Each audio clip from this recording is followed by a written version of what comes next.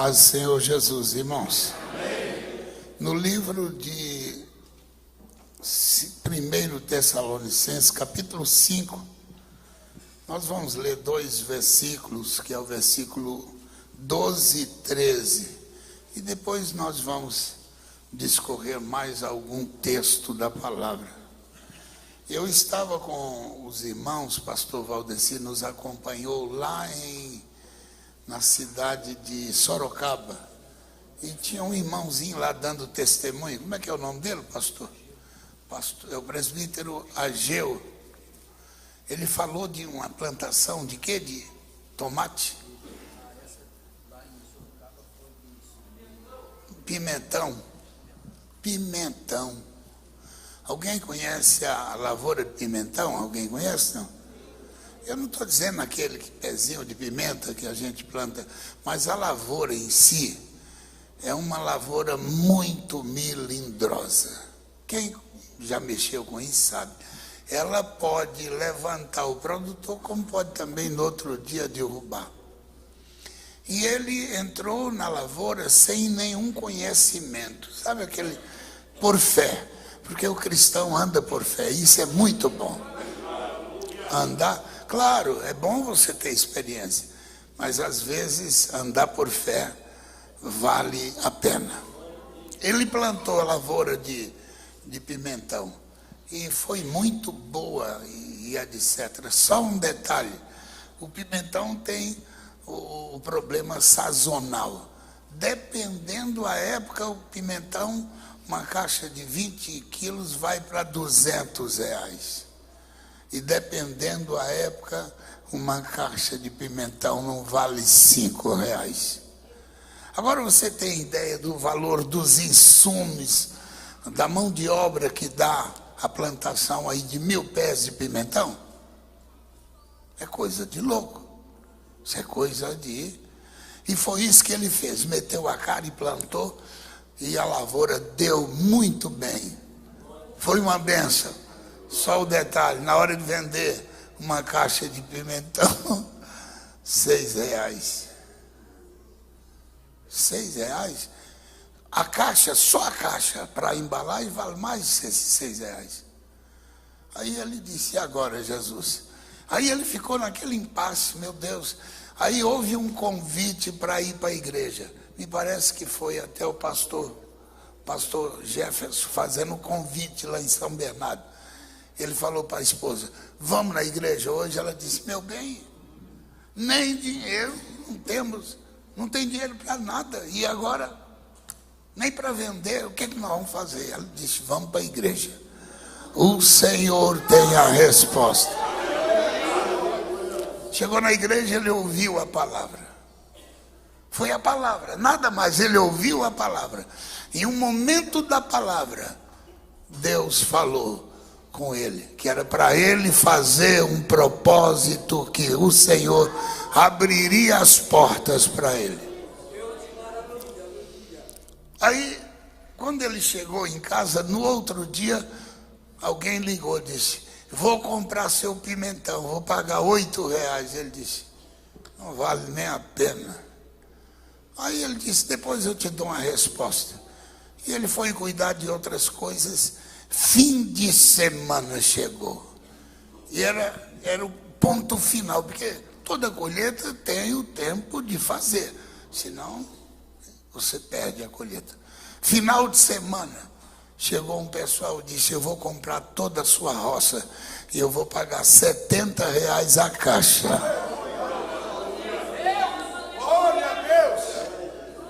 De R$6 para 70, a diferença é, hein? Você crê que Deus é Deus da promessa? Ele disse que ficou encantado. Ele falou, amém, eu vou agora andar por fé. Vou andar por fé. Aí ele contou mais um testemunho, eu vou deixar para depois, porque agora é a hora da palavra. Capítulo 5 de 1 Tessalonicenses, verso 12 e 13, diz assim, rogamo-vos, irmãos, que reconheçais os que trabalham entre vós e que presidem sobre vós no Senhor e vos admoestam, e que os tenhais em grande estima e amor por causa da sua obra. Tende paz entre vós. Quem crê nesta palavra, diga comigo: Senhor Jesus, eu creio que esta palavra é o Senhor para falar aos nossos corações. Amém. Senta, meus amados, senta. Isso, pode abrir a boca.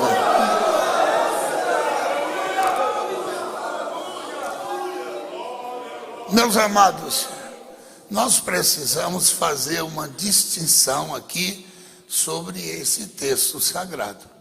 Aqueles que presidem, aqueles que estão na frente, aqueles que está dentro da vontade do Senhor como líder, a esses deve ter todo respeito, não só eles para com a congregação, mas da congregação para eles. Às vezes eu fico olhando certos irmãos, não tem postura de liderança. Por que razão? Porque eles são muito brincalhão, eles são muito vulgar na sua forma de conduta. Eles falam coisas que não devem, ou às vezes agem como se fosse senhor da igreja. Aí não funciona. Irmão, a igreja é um negócio tão melindroso que nós precisamos ter um cuidado absoluto. Isso aqui não é propriedade de ninguém. Isso aqui, é propriedade do Senhor. Eu não posso estar aqui na frente da igreja porque eu sou pastor, porque alguém me considera, porque a igreja nos respeita e considera, eu tenho que fazer o que eu acho que tem que fazer. Não, eu tenho os meus limites e eu estou com a carta de limite aqui na minha mão. Está aqui, a carta. Eu não posso ir além. Eu tenho que saber meus limites, tanto da igreja para comigo, como eu, a igreja. Agora, olha o que a palavra vai dar uma ideia muito interessante. Que considere que respeite aqueles que presidem, ok. Mas vamos lá agora para Pedro orientando a igreja. Olha o que Pedro vai falar sobre a igreja. No seu capítulo, 1 Pedro, capítulo 5.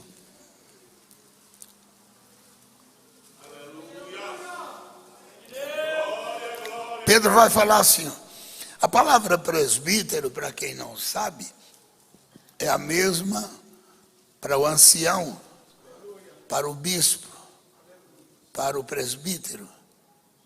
É o mesmo patamar. Para o pastor, Pedro era pastor. Não há diferença. Olha o que o texto vai dizer. Aos presbíteros que estão entre vós, admoesto eu, que sou também presbítero com eles, testemunho das aflições de Cristo e participante da glória que há de se revelar. Apacentai o quê? O rebanho de Deus que está entre vós, tendo cuidado dele, não por força. Primeiro ponto, não é por força. Ninguém serve a Deus como se tivesse forçado alguma coisa. Você não pode ser um dizimista forçado. Você não pode ser um membro coagido por medo, porque o pastor, o presbítero, está fazendo medo, dizendo, olha, se você sair daqui, vai para o inferno. Quem falou isso? Quer dizer que o céu é aqui?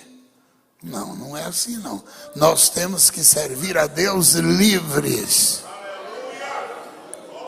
Eu sempre tenho falado aqui, a porta que entra é a porta que sai. Ninguém está aqui oprimido por nada. O que nos faz estar aqui é o amor em Cristo pela sua palavra. Se esse amor em Cristo não está nos prendendo por algumas razões, ou N razão, vamos lá, você acha que aqui não dá porque você quer uma vida livre, para ser um crente mais liberal? Meu irmão, minha irmã, a porta está aberta, a escolha é sua. Eu não posso mandar na sua decisão. Você quer uma porta mais aberta, mais livre, aonde você pode ficar à vontade? Tem tantas, é na esquina, para baixo, para cima, de lado. Aonde você for, tem porta aberta. Você quer ficar aqui por causa da palavra?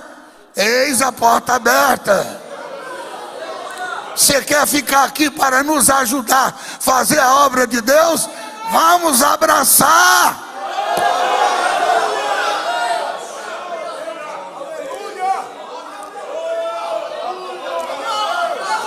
Nós temos que ser livres. Ninguém pode oprimir a ninguém com qualquer expressão ou qualquer negócio.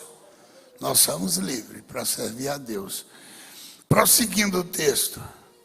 Apacentai o rebanho de Deus que está entre vós, tendo cuidado dele, não por força, mas voluntariamente, nem por torpe ganância. Segura um pouquinho. Você sabe o que é torpe ganância? Tudo aquilo que é o sentimento ganancioso do indivíduo que está na liderança. Ele faz negócio. Ele é o tipo da pessoa que, para favorecer a parte dele ou a parte interessada, ele faz negócio. Compra, vende, favorece, troca, faz negócio para favorecer, para abrir uma porta, para dar privilégio.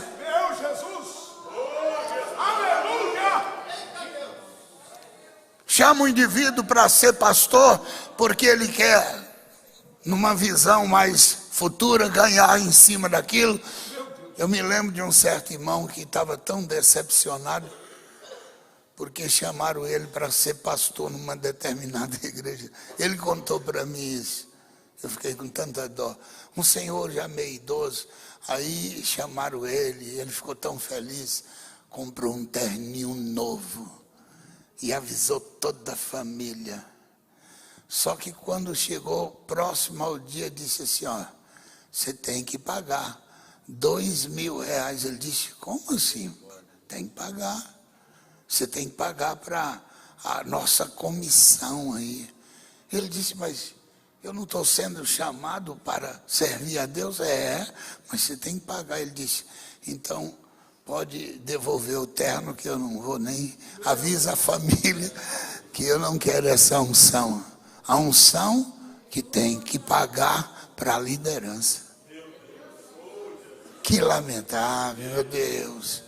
Meus amados, eu entendo que nós, dentro do critério cristão, temos que ser transparente em tudo. Você não pode ser uma figura como um pastor, como um presbítero, como um obreiro. Você não pode ter sequer algo que levante o mínimo de suspeita. Você tem que, na hora de chamar alguém para cooperar, senta com ele, vai na casa dele, vê se tem em ordem, vê se a casa, vê se a família, vê o testemunho, como diácono, como presbítero. Não é esse negócio, porque a pessoa é bonitinho, porque ele tem uma posição financeira, porque tem uma casa boa, porque ele de alguma forma engraxa seu sapato. Não, não é assim não. Não é assim não. Não é assim não. Nós temos que andar na direção do Senhor. Não faça, meus amados, a Bíblia diz que ai daquele que colocar a mão precipitadamente em alguém para levantá-lo como obreiro, como ministro, enfim. Paulo recomenda essas coisas. Prosseguindo, Olha, voluntariamente, nem por torpe ganância, mas de ânimo pronto, nem como tendo domínio sobre a herança de Deus, mas servindo como exemplo ao rebanho. Domínio, isso aqui é o meu domínio, isso aqui é o harém. Você está brincando. Você está brincando. Como é que é o negócio? Você é dono, você domina.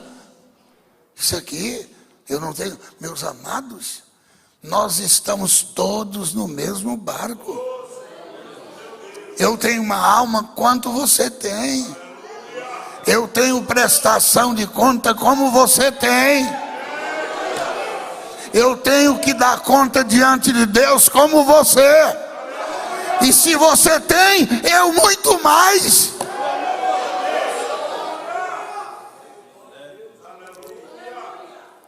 Vamos servir a Deus. Os obreiros que estão conosco trabalhando nesse ministério, ele precisa colocar a sua vida, não entra pelo caminho de Balaão, não entra pelo caminho de Simão, querendo. Lembra o que Simão fez? Queria ganhar os dons através de dinheiro. Aí Pedro olhou para ele e disse: eu vejo que tua alma está em fel de amargura. Para com isso.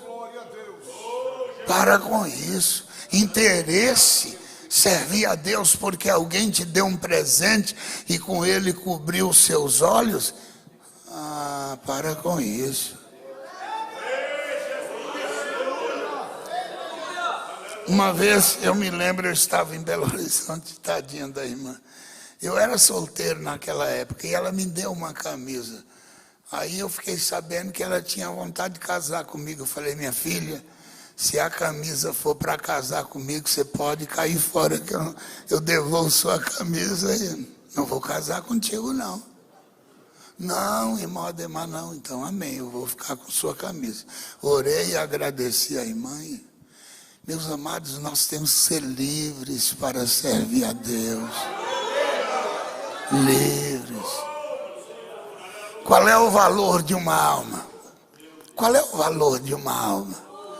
A alma do pobre e do rico tem diferença? A alma do preto e do branco tem diferença?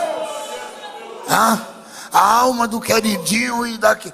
Engraçado isso. Tem pessoas que são queridinhas, mas e aquele irmãozinho que são, às vezes até enjoadinho, nojentinho, mas ele é corpo, ele faz parte do corpo. O valor dele é o mesmo. O valor dele é o mesmo. Então nós não podemos estar. Tá, tudo bem. Vocês devem ter, portanto, aquele que preside como estimado honra. Porque eu entendo o seguinte: uma igreja que não honra seu pastor, que defama seu líder, você não é digno de estar aqui. Você está sentado num banco em que toda a igreja, toda a comunidade ofereceu o seu penhor, a sua luta para botar isso aqui. E você não honra, você não dá o dízimo, você é inimigo do pastor, está sentado aqui, você nem deveria estar aqui. Nem deveria. Você abre a boca para falar mal de quem? Daquele que está aqui liderando. Vai embora.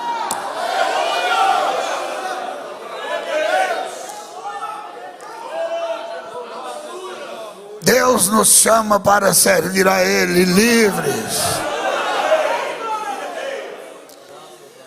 Olha o que diz a palavra. Tem coisas que é tão bonito. Qual é a missão de um pastor? Eu gosto muito dessa palavra de São Mateus, capítulo 10, verso 6. Só tirando esse... É claro, o texto é muito lindo, mas eu quero pegar só essa porção. Mateus 10.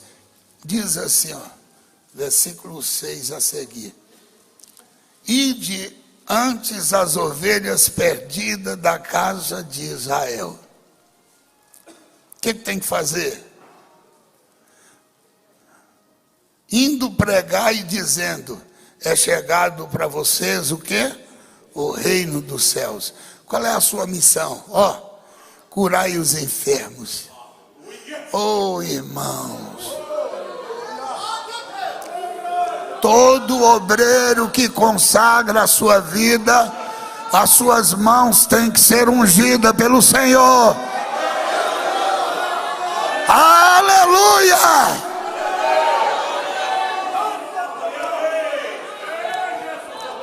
Eu quero inclusive dizer aos pastores, presbíteros, enfim, os obreiros, você tem que orar a Deus para Deus consagrar suas mãos. Na casa que você entrar, tiver alguém doente, fala: Jesus, eu quero prova do meu ministério.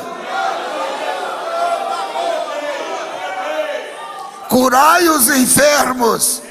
E o que tem que fazer mais? Não entendi?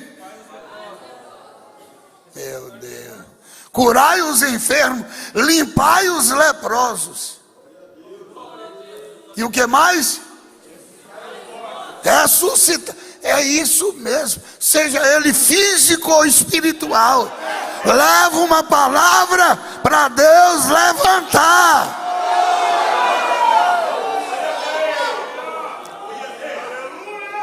Você não foi chamado como obreiro? Qual é a prova do seu ministério? A manifestação dos dons de Deus. Aleluia, eu creio nisso, eu creio na palavra. Expulsai o quê? Meus amados, um obreiro que tem um chamado de Deus, ele deve ser respeitado pela comunidade, pelos irmãos, como também pelo ministério. Eu valorizo o obreiro que tem chamado de Deus. Ele entra numa casa, ele comporta como tal. Aliás, eu devo falar um pouquinho mais sobre isso aqui. Eu não estou dizendo que nós somos proibidos de entrar na casa dos irmãos e tomar o nosso café, comer um churrasquinho, se derem. Se não der, comporta. Comporta. Comporta. E outra coisa, e quando der a oportunidade, não abuse. Não abuse. Porque tem obreiro que quando dá a mão, ele já quer o pé, já quer tudo. Ele já entra, já começa a mandar, ele já quer... Não, vai devagar, vai devagar. Todo obreiro, todo irmão e irmã que não sabe comportar na casa dos outros, diz provérbio que a coisa é séria. Vamos ver o que diz provérbio?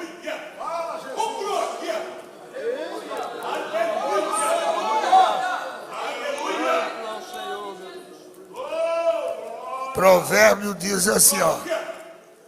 Se você é glutão, vamos lá? Provérbio capítulo, eu já passo para os irmãos.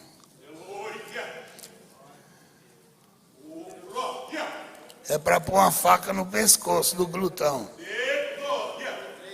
23, a partir do verso 1. Quando te assentares a comer com o governador, com quem te convidar, atente bem para o que se pôr diante de ti. Põe uma faca na garganta, no pescoço, aqui ó, se és um glutão. Porque tem pessoa que não tem limite. Está lá a comida. Às vezes você entra na casa de um irmãozinho pobre, é ele, a esposa e mais 5 filhos. Aí entra o obreiro, ele já come tudo que pôs na mesa, ele nem percebe que tem mais gente. Isso chama glutão. Há poucos dias eu fui na casa de um pessoal simplesinho e nos ofereceram uma comidinha aqui em Curitiba. Mas eu vi, coitado dos irmãos, fizeram de coração, a alma cheia de amor. Entrei lá para comer pouquinha comida e eu comi um pouquinho, dividi com os demais. Eu olhei e fiquei feliz em poder estar ali compartilhando. Ó, faca no pescoço, glutão, ó. Isso chama comportamento. Nós precisamos ter comportamento. Vamos voltar para São Mateus 10 de novo, vamos lá? São Mateus 10, ele vai dizendo assim, ó. Expulsai os demônios, de graça recebeste. É de graça, não tem valor de nada.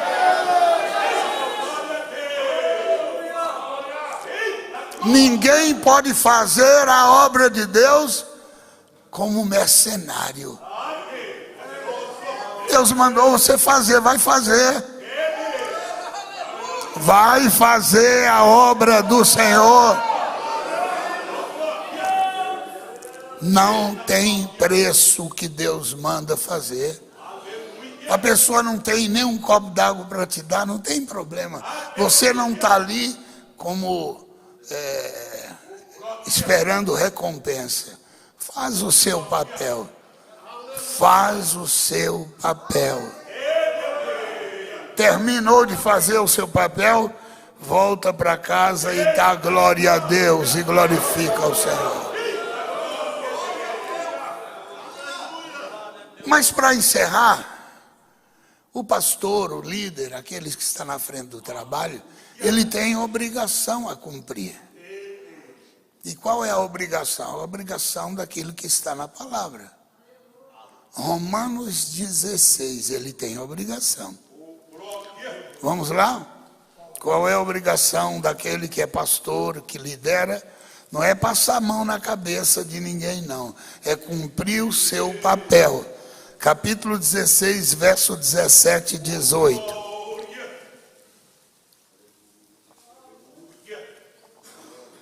Diz assim, ó. Rogo, irmãos, que noteis os que promovem dissensões e escândalos contra a doutrina que aprendeste. Desviai deles. Vamos por etapa. Porque quando o indivíduo diz que é um membro, mas ele não dá testemunha, é uma pessoa completamente fora. Ele não aceita conselho, ele não aceita a repreensão. O texto está dizendo que não é uma pessoa de conduta o quê? Boa, de conduta de exemplo, de conduta que você recomenda, não. Aí o verso 18, porque os tais não servem ao Senhor Jesus Cristo, mas o ventre, o negócio deles é comer, ventre, e com suaves palavras de lisonja, engana os corações dos simples. Então nós temos que ter o cuidado de desviar deles, é necessário o cuidado, quem está entendendo? Porque tem comportamento que está fora. Gálatas capítulo 1. Vamos, eu só vou passar mais esse versículo, estamos orando com os irmãos.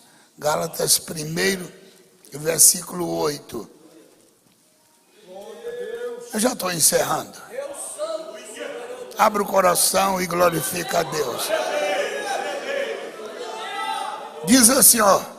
Mas ainda que nós mesmos, ou um anjo do céu, vos anuncie outro evangelho, além do que já vos tenho anunciado, seja anátema. Meus amados, qualquer comportamento fora da palavra,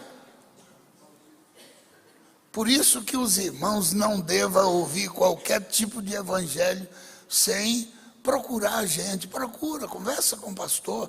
Você tem alguma dúvida? Procura conversar com a gente.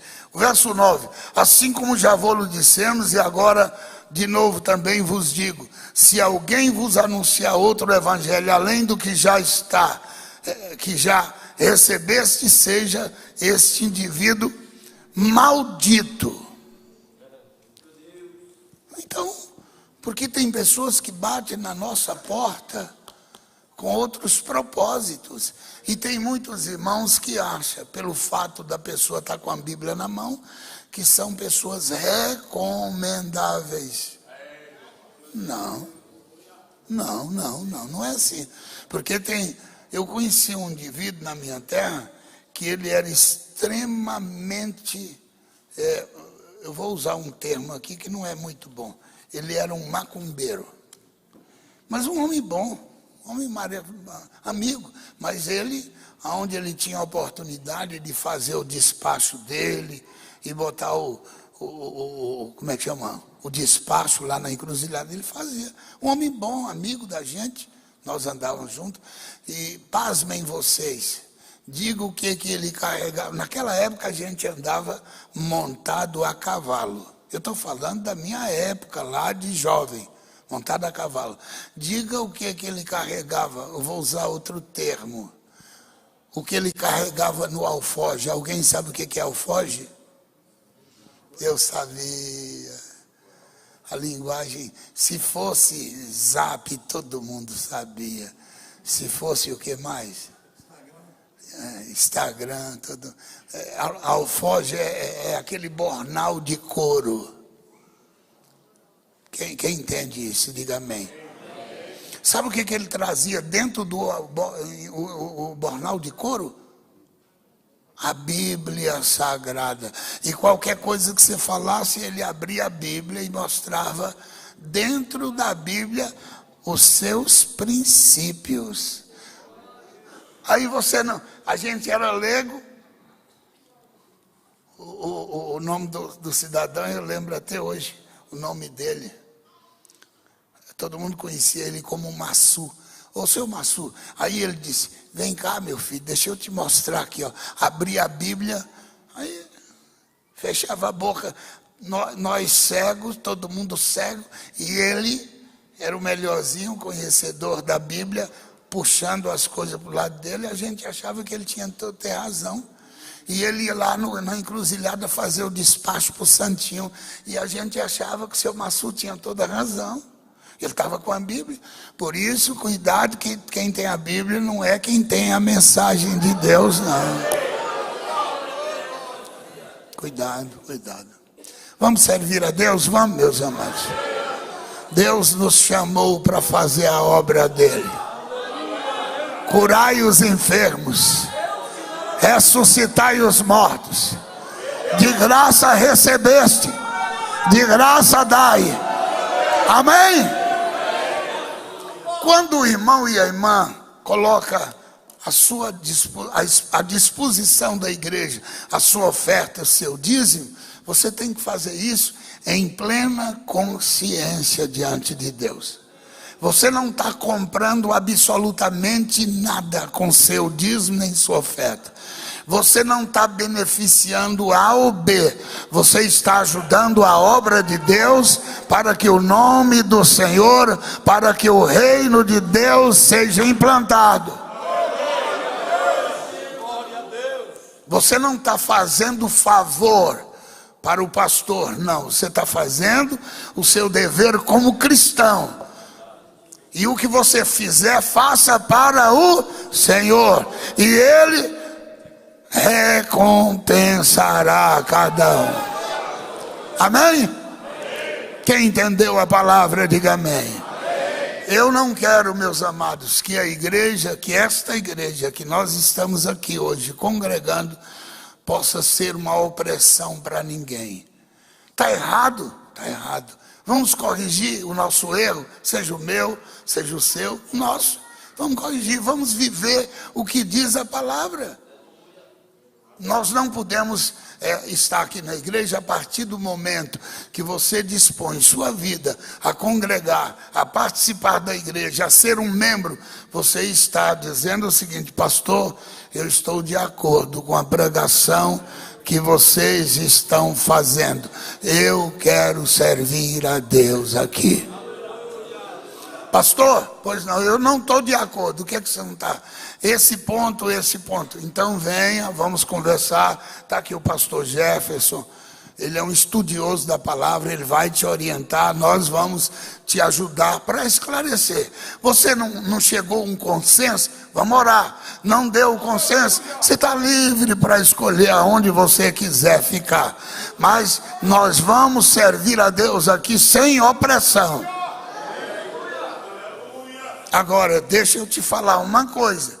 Todos nós aqui temos jugo. Opa!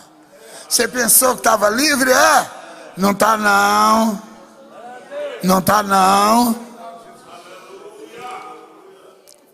Eu vou fazer a pergunta. Quem é que não quer nenhum jugo? Levanta a mão. Opa, maravilha. E quem quer o jugo mesmo? Levanta a mão. Mas o jugo de quem? Amém. Tomai sobre vós o meu jugo, diz o Senhor. Quem serve a Deus tem o jugo de Jesus. Por isso nós não somos livres para fazer o que queremos. Nós não somos livres para pecar. Nós não somos livres para viver como nós queremos. Nós estamos debaixo do jugo de Jesus. É palavra gostosa. Eu sinto Deus aqui em nossa vida. Há muitas pessoas que querem um evangelho de liberdade. Então não serve não. Aqui não tem evangelho de liberdade. Nós temos as restrições, nós temos os mandamentos, nós temos a doutrina do Senhor, nós temos princípios que nós temos que viver isso. Você não é livre como eu também não sou. Há poucos dias eu estava cansado lá em casa. Tem dia que você está meio cansadão. Eu falei com a Graça assim, acho que hoje eu nem vou na igreja, só para me ouvir o que ela ia dizer. Ademar, nem vai, você está cansado. Eu disse, pois é. Eu acho que se fosse a sua palavra eu ia obedecer. Mas o problema, minha querida, é que eu sou escravo. Eu tenho que ir porque eu sou escravo. Eu tenho que ir porque eu sou escravo. E o escravo não faz o que ele quer. Fala a verdade, tem dia que a gente está cansado, que você não gostaria nem sequer de botar o pé para fora, é isso mesmo não? Aí você olha para um lado e para o outro e diz, Senhor, eu tenho que ir na tua casa. Aí você olha para um lado e para o outro, estou cansado, estou doente, tá? Mas eu vou porque eu sou submisso àquele que é Senhor da minha vida. Amém? Vamos ficar em pé, palmas, louvar o Senhor, com alegria.